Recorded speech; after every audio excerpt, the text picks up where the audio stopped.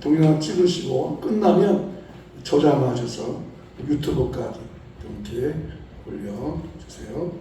자, 오늘 주신 말씀은 에베소서 1장 3절 말씀이에요. 함같이 읽겠습니다. 찬송하리로다. 하나님 곧 우리 주 예수 그리스도의 아버지께서 그리스도 안에서 하늘에 속한 모든 신령한 복을 우리에게 주시되 성도된 자의 값.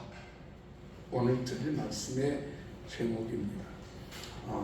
오리 새끼들이 노는 호숫가에 백조 새끼 한 마리가 날라왔습니다.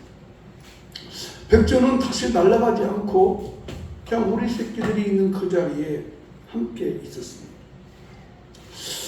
근데 오리떼들도 이 자기하고 색깔이 비슷하니까 이 백조를 쫓아내지 않고 그냥 있었습니다. 근데 그 다음 날도 또 이 오리 새끼들이 노는 호숫가에 이 백조 한 마리가 날아와서 매일같이 그 백조가 오리 새끼들과 함께 있는 것입니다. 근데 이번에는 이 백조가 오리 새끼들한테 왕따를 당했어요.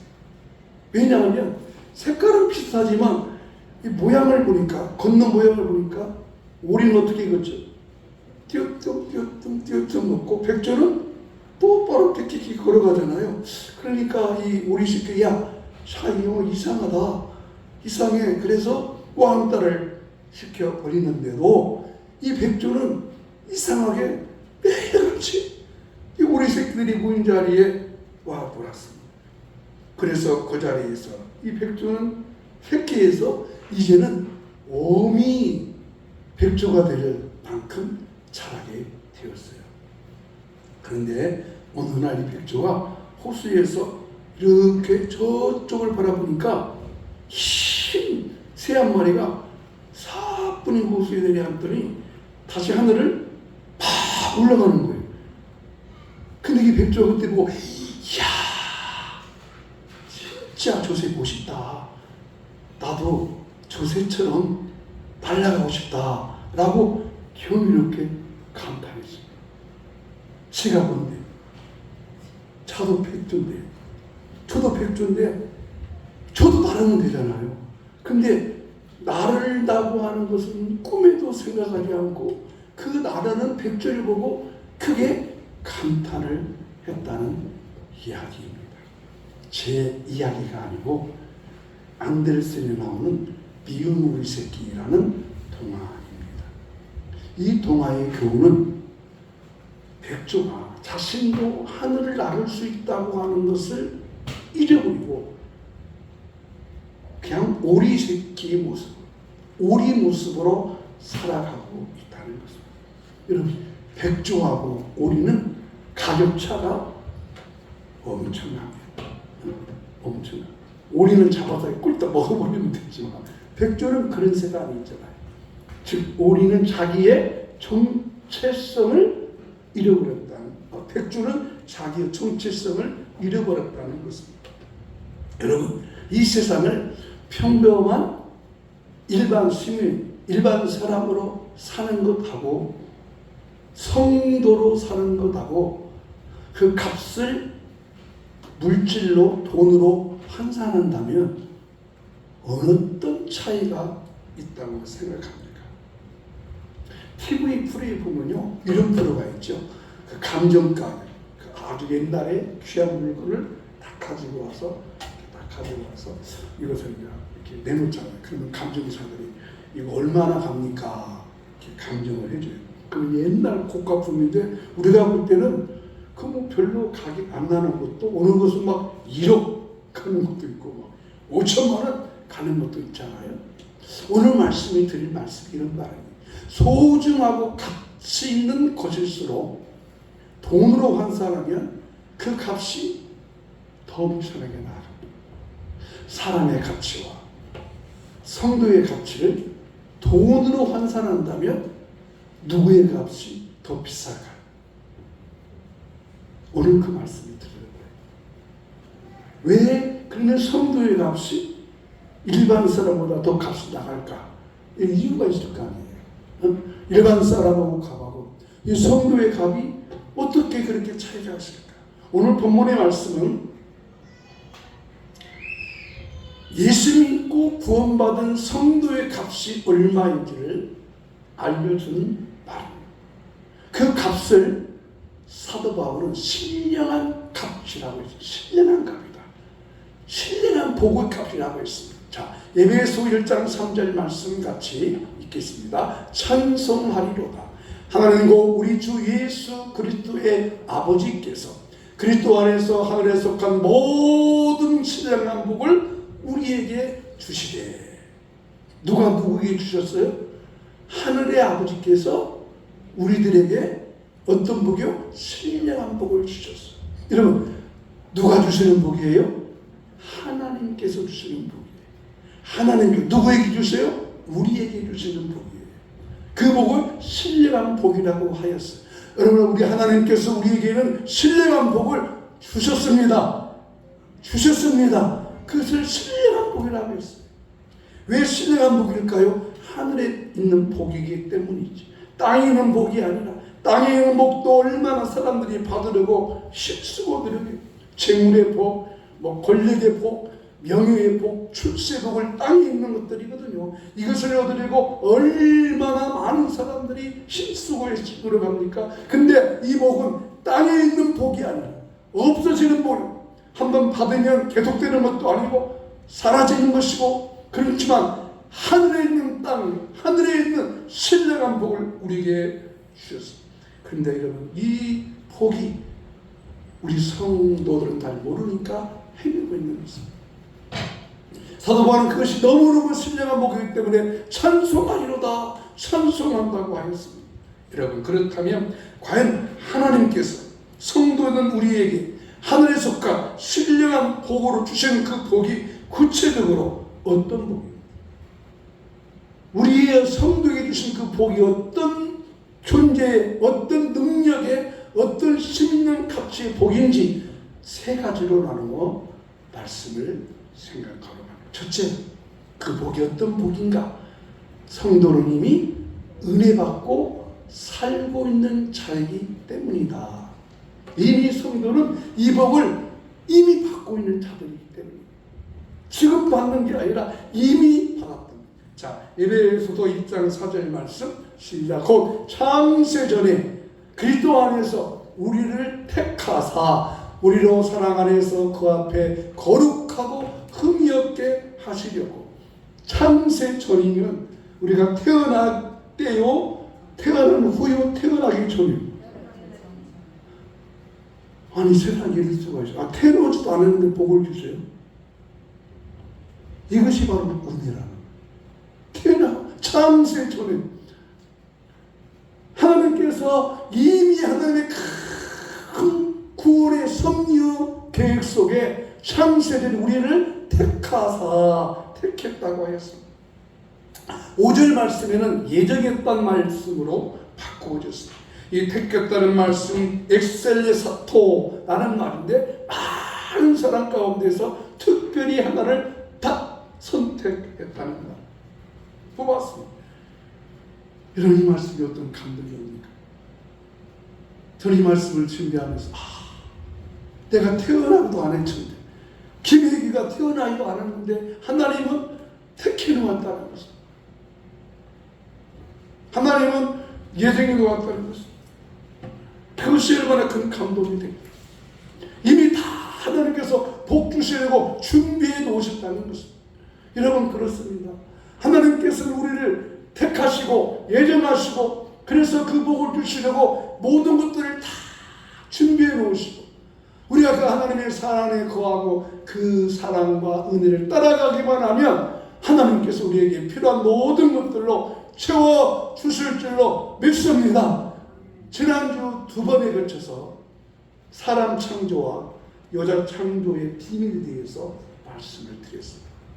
여러분, 하나님께서는 이 세상을 다 창조하시고 난 다음에 6일째 사람을 만드셨다고 했습니다. 왜 6일째 만드셨겠습니까? 6일째 만들지 않으면 사람은 살 수 없기 때문에 그렇습니다.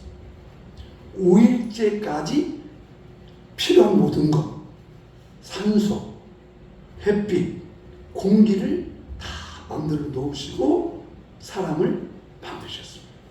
이것이 하나님이 준비와 예비하심의 축복입니다. 하나님께서 아담과 하와를 만들 때 아담과 하와가 살 수 있도록 다 준비해 놓으셨다는 것입니다. 어찌 이것이 아담과 하와뿐이겠어요? 우리도 마찬가지라는 겁니다. 하나님은 이미 다 우리와 저와 여러분들을 하나님의 사랑 안에서 하나님의 구애 안에서 다 선택해 놓으시고 예비해 온 것을 이 바울은 표현할 길이 없으니까 이것을 은혜요 은총이다 라고 했습니다. 이것이 은혜요 은총받은 이것이 바로 하나님께서 우리를 구원하신 은혜의 값이요 은총의 값입니다. 사도 바울이 이 편지를 하면서 지금 에베소 교회에 편지할 때는 로마의 감옥에 갇혀 있습니다. 여러분 이 말씀을 이해하려면 바울 당시에 살았던 사람들의 상황을 알아야 됩니다. 바울이 편지를 쓰고 있을 때 에베소 성도들의 상황은 주일날 이렇게 공식적으로 우리 교회에 나와서 예배할 수가 없었습니다. 근데 바울은 그렇게 말하는 거예요. 여러분 그런 환난과 어려움 가운데서 교회에 나오기 힘들고 어려움 가운데서 여러분이 모여서 이렇게 예배하고 찬양하고 찬송하는 것은 하나님의 특별하고 축제한 은혜입니다. 여러분이 태어나기도 전에 창세 전에 하나님께서 여러분을 다 구원하러 선택해 놓았습니다. 이것을 바울이 깨닫고 에베소 성도들한테 편지한다는 것입니다. 먼저 하시다는 내가 먼저 하나님을 아는 것이 아니라 내가 먼저 예수를 믿는다고 온 것이 아니라 하나님이 먼저 하시고 택해 놓으셨다는 것입니다. 저는 여러분에게 부탁입니다. 이 하나님의 선택적인 은혜, 예정의 은혜, 미리 다 아시고 보시고 준비하신 하나님의 은혜, 여러분 마음속에 감동될 수 있기를 축복합니다. 감동될 수 있기를. 이것이 받아들여져야 됩니다. 그러면 하나님께서 내가 예수님 알기 전에 선택해 놓으셨다는 것을 보여주는 기가 막힌 이야기 하나가 나와 있어요. 그게 누구냐면요, 빌립이라는 예수님의 제자가 예수님을 만났어요. 메시아 예수님 만나고 너무 기뻐서 자기 친구, 친한 친구가 누구냐면 나다네엘입니다. 나다네엘, 야, 자네와 내가 찾던 그분이 오셨어? 메시아가 오셨어? 메시아? 그래, 내가 그 메시아 만났어. 아니, 어디서 어떻게 만났어? 그분이 나사렛에 사는 예수인데, 그분이 지금 이 갈릴리 마을에 오셨어? 야, 이 사람아, 자네 지금 이상하지 않아? 왜 예수가 나사렛에서 나오나?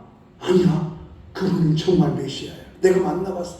이 사람아, 그렇지 않아. 근데 이 빌립이 자꾸 나다니엘을 한번 가보자. 우리가 그 메시아 만났다. 와서 가보자 하고 이 나다니엘이 예수님 앞에 빌립과 함께 왔습니다.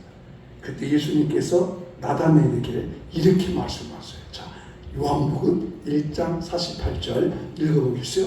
나다니엘이 이르되 어떻게 나를 아시나이까? 예수께서 대답을 이르시되 빌립이 너를 부르기 전에 네가 무화과나무 아래에 있을 때에 보았노라. 자, 이해가 되세요? 예수님께서 나다니엘, 내가 자네 알아. 지금 예수님과 나다니엘이 초면이에요, 구면이에요? 초면이죠. 빌립은 구면이고, 그죠? 근데 빌립이 지금 나다니엘 오니까 나다니엘아, 나다니엘아, 내가 너를 안다. 근데 나다니엘, 주님, 어떻게 너를 아십니까? 그러다 뭐래요? 빌립이 너를 부르기 전에. 그러면 빌립이 나다니엘을 불러주는 거요? 예수님이 나다니엘을 불러주는 거예요. 역시 이해가 빠르셨어요. 예수님이 먼저 불러주는 거예요. 그리고 무화과나무에 앉았다고 하는 것은 메시아를 기다리는 사람이었다는 뜻이에요. 무화과나무는 당시에 이 무화과나무 이런 데서는 묵상을 많이 했어요. 그래서 언제나 메시아가 오실까? 언제나 메시아가 오실까라고 생각하고 있었는데 그 생각을 나다넬이 먼저 한 거예요. 예수님이 먼저 해준 거예요. 할렐루야, 할렐루야. 예수님이 먼저 아시고 나다넬을 불러주셨어요. 그렇습니다. 이미 하나님께서 나를 아시고 내가 구원받기로 계획 속에 크다란 정과 계획 속에 들어있을 만큼 나는 값진 가치 있는 그리스도인인 걸로 믿습니다. 그리스도라는 것은 둘째로 왜 우리가 이 신령한 복, 은혜의 복, 거룩한 복을 받았을까요? 두 번째 말씀은 성도는 지금도 여전히 은혜를 받으며 살고 있는 자이기 때문입니다.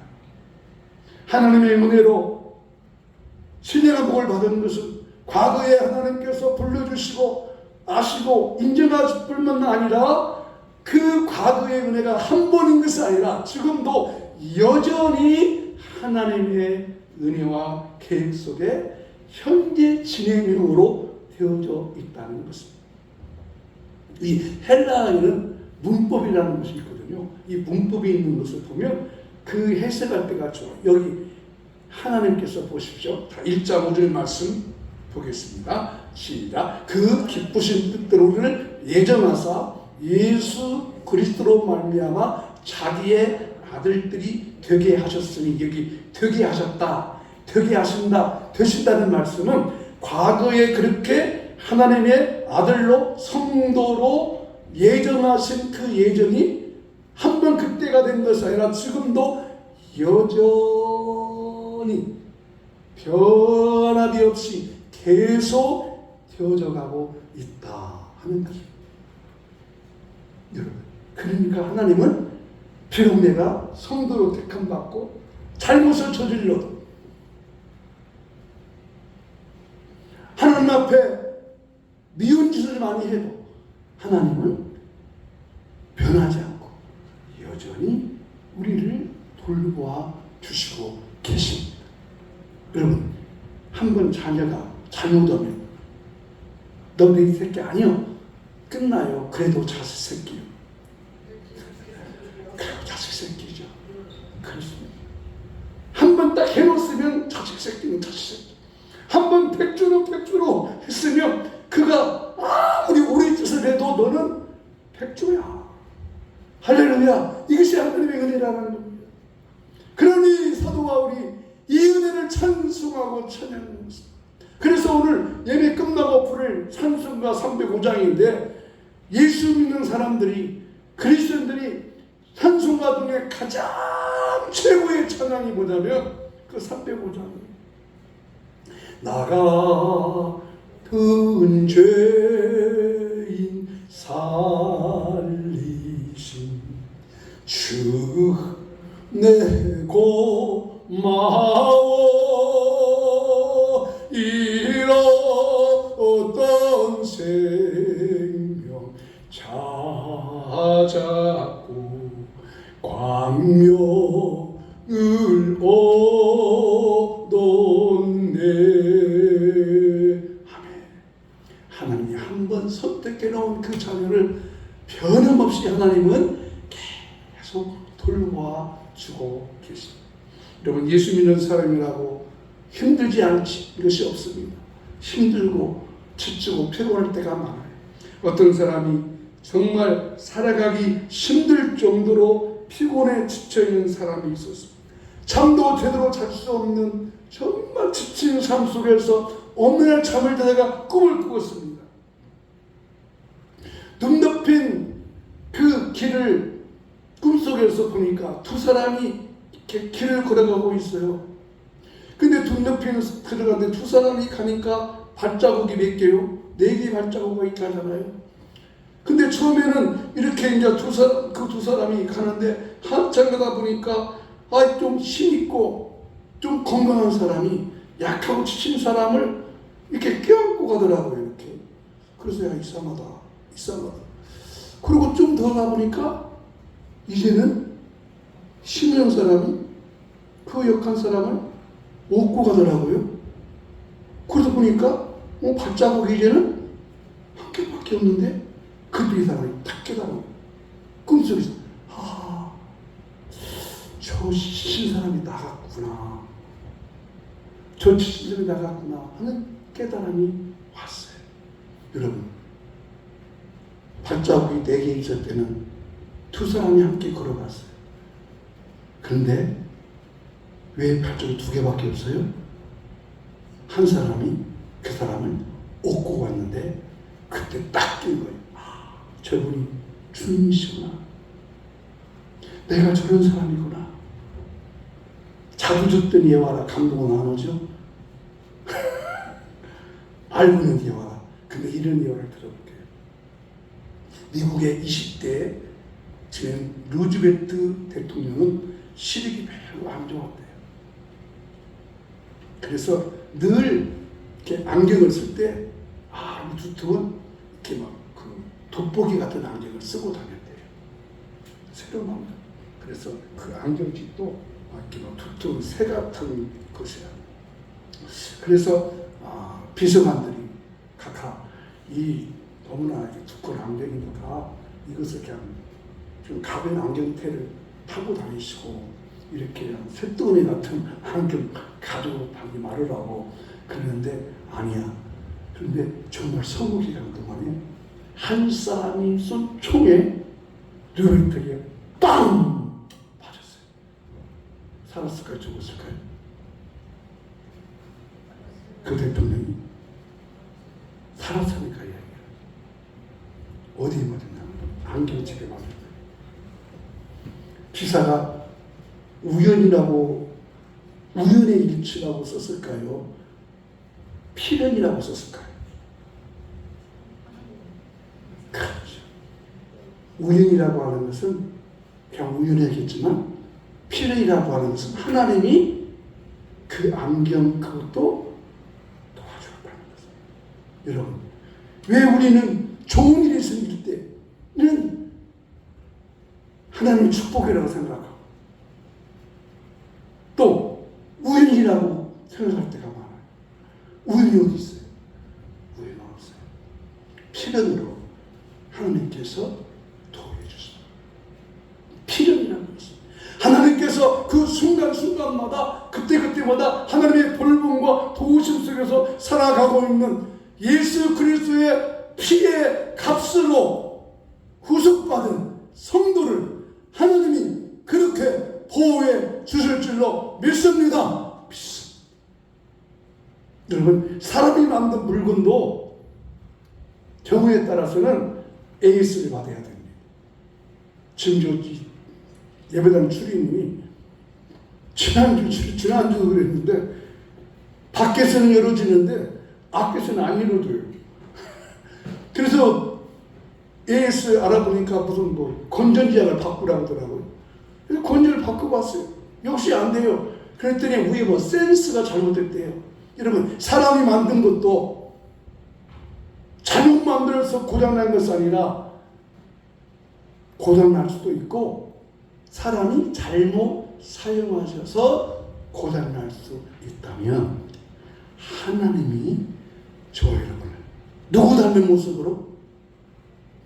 하나님 닮은 모습으로 만들어 놨다면 하나님이 방치할까요? 계속 AS 해주실까요? 한번 따라서 하나님은 나를 AS 해주신다. 믿습니까?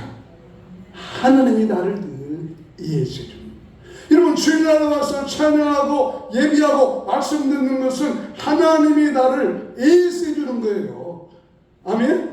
AS 해줘요. AS. 오늘 이 말씀을 하나 꼭 오늘 주일날 말씀에는 이 말씀을 또 기억하면 좋겠어요. 하나님은 나를 AS 해주신다. 이해나 아멘 안 하지. 하나님이 나를 AS 해주신다. 할렐루야. AS 해주세요. AS. 말씀에 은혜 주세요. 깨닫게 해주세요. 감동 주세요. 나를 돌봐주세요. 사람이 만든 것도 고장나면 고치잖아요. 마찬가지로 하나님도 우리가 하나님의 뜻대로 살지 않으니까 하나님이 잘못 만들어서 그런 것이 아니라 하나님은 잘 만드셨는데 내가 잘못 사용하니까 하나님이 방치해두지 않고 예수를 만큼 우리는 예수님의 피의 값으로 사는 하나님의 성도인 줄로 믿습니다. 여러분, 저는 이것을 믿고 있습니다. 그럼 여러분은 믿습니까? 아멘. 믿지 않는다면 하나님이 나를 예수해 주시는 하나님으로 믿지 않는다면 내가 잘못됐든지 여러분이 틀리든지 내가 틀리든지 여러분이 잘못됐든지 근데 하나님은 어떻게 해주세요? 저와 똑같이 AS 해줄 줄로 믿습니다. 세 번째 마지막 성도는 과거에도 하나님의 은혜로 선택했고 지금도 계속 선택하고 마지막 세 번째 읽어보십시다. 성도는 앞으로도 약속된 은혜를 받은 자이기 때문입니다. 하나님의 약속 안에 있다는 거예요. 자, 에베소 1장 6절 말씀 같이 읽겠습니다. 이는 그가 사랑하시는 자 안에서 우리에게 거저 주시는 바 그 은혜의 영광을 찬송하게 하려는 것이다. 이 은혜의 영광을 찬송하라고 그 찬송은 하나님께서 영광 돌리고 찬양하며 살으라고 하는 것입니다. 그래서 이 은혜의 찬송을 계속해서 3절과 6절과 11절과 16절에도 은혜의 찬송을 하라고 말하고 있습니다. 사도 바울이 이 말씀을 쓰고 있을 당시에 로마 시대에는 두 개의 나라가 있었습니다. 두 개의 로마 나라가 있었어요. 하나는 땅에 세우신 로마 정부의 나라가 있었고 하나는 땅 속에 있는 로마 나라가 있었어요. 하늘에 있는 로마 나라는 로마 정국입니다. 근데 여러분 이 로마의 시민권이 얼마나 귀한 거죠? 로마의 시민권은 오늘날 미국의 시민권과 똑같아요. 이 당시에는 로마의 시민권을 얻으려고 돈 주고 사기도 했어요. 로마 시민권은 그렇게 규정하고 아름다웠습니다. 그러나 그 로마의 시민권은 땅에 있는 것인데 땅 아래에 있는 또 하나의 로마의 시민이 있었어요. 그래서 우리가 카타콤이라고 말합니다. 여러분, 이 그리스인들이 카타콤에 들어간 사람은 로마 시민권인 사람들이에요. 그들은 예수 그리스도를 따라가다가 로마를 저항하고 예수 그리스도를 따라가다가 땅 위에 있는 로마의 세상을 살지 못하고 땅 속에 들어가 살았어요. 무엇이 그들을 그렇게 생활의 삶 속에 어렵게 만들었을까요? 무슨 힘이? 어떤 힘이? 오늘 하나님이 바울의 말씀. 여러분은 땅에 속한 사람들이 아니고 하늘에 속한 신령한 복을 받은 사람들입니다. 라고 증거해 주었기 때문에. 그래서 그 은총에 의해서 여러분 예정되었고 선택이 되었다는 것입니다. 이 은혜를 모르니까 오늘 그리스도들도 아무렇게나 사는 것입니다. 여러분 야곱과 에서는 이삭이 똑같이 한날 한시에 태어난 형제이지만 하나님이 에서는 선택하지 않았고 야곱은 선택을 했습니다. 그들의 행동으로, 그들의 행위로, 그들의 생각으로 아니에요. 하나님이 야곱은 사랑으로 선택하고 예정했고 에서는 선택하지 않았는데 여러분은 에서에 속해요? 야곱에 속해요?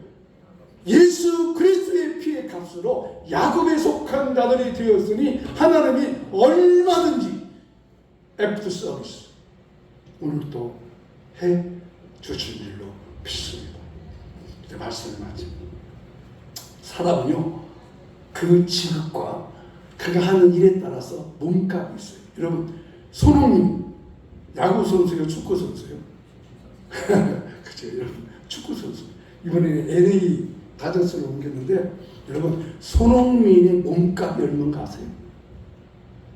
그가 1년 버는 돈이 182 182억입니다. 182억. 손흥민 몸값이 물론 이제 거기에 뭐 광고비 뭐들은 더 있겠죠. 182억을 내가 생각하니까 한 달에 그가 버는 돈이 15억 원. 15억 원. 한 달에. 벌써 경험이 돼요. 182억인데 그가 버는 돈이 1년에 한 달에 15억 원. 15억. 한 주에 3억 5천만 원. 하루에 5천만 원.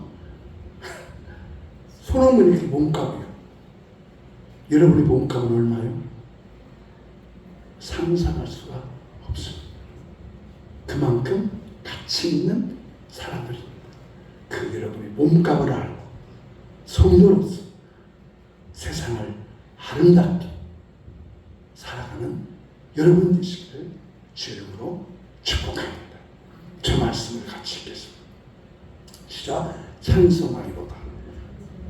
하나님 곧 우리 주 예수 그리스도의 아버지께서 그리스도 안에서 하늘에 속한 모든 신령한 복을 우리에게 주시되, 그 다음 말씀, 예수님이 흘리신 피의 값으로 신령한 복을 주시어 성도가 되게 하려고 선택해 주신 은혜와 은총을 감사하며 찬송합니다. 아멘. 할렐루야. 찬송가 305장 나 같은 죄인 살이 있으니